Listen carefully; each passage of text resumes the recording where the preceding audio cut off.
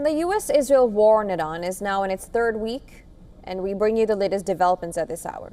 As the conflict in West Asia continues in its third week, Israel's military says it has intercepted Iranian missiles heading towards Tel Aviv. Residents have been urged to take shelter as air raid sirens continue to blare across multiple regions.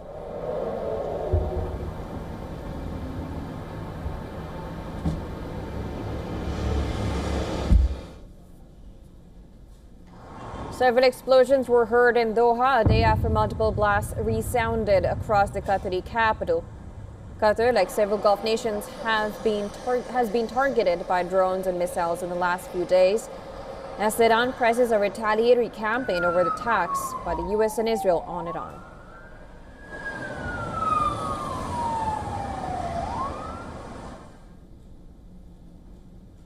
Meanwhile, a new video has surfaced showing the aftermath of a strike in Tehran's Iraqi district. U.S. and Israeli forces unleashed heavy bombardments on military targets in the Iranian capital as the war continues to spread across multiple fronts.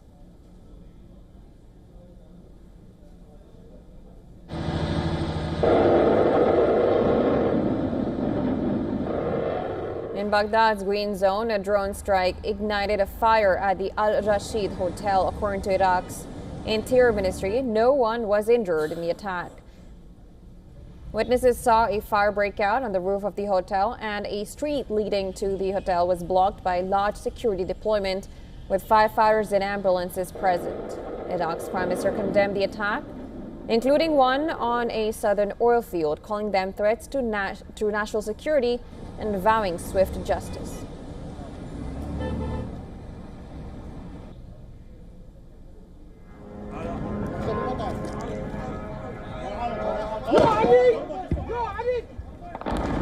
Iraqi security sources say a wave of drone and rocket attacks targeted the U.S. embassy in Baghdad.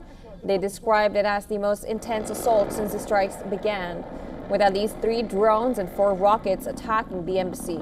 While one drone reportedly crashed inside the embassy, the attack comes hours after air defense thwarted a rocket attack on the embassy.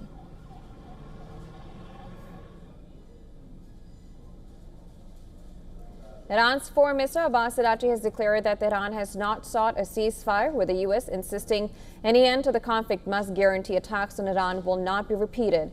Speaking in Tehran, Araghchi accused adversaries of pushing for unconditional surrender and said Iran's opponents are now appealing to countries they once considered hostile for help in securing the Strait of Hormuz. Meanwhile, Iranian Foreign Ministry spokesperson blamed joint U.S.-Israeli operations for the current crisis, stressing Iran's willingness to maintain regional ties provided neighboring states do not allow their territory to be used against Iran.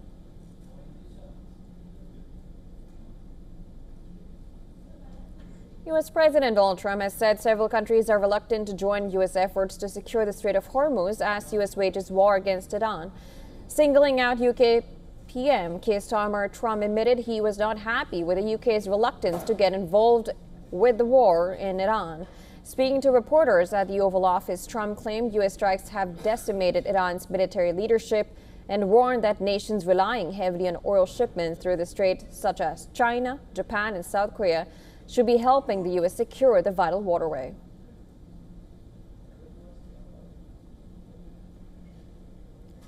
Israeli warplanes launched a series of heavy drone raids across Beirut, striking at least 3 neighborhoods and hitting a high-rise residential building. According to Lebanon's national news agency, the strikes targeted the Kafat, Harith, Reik, and Doha Armun districts, with witnesses reporting massive explosions and columns of smoke rising over the city's southern suburbs.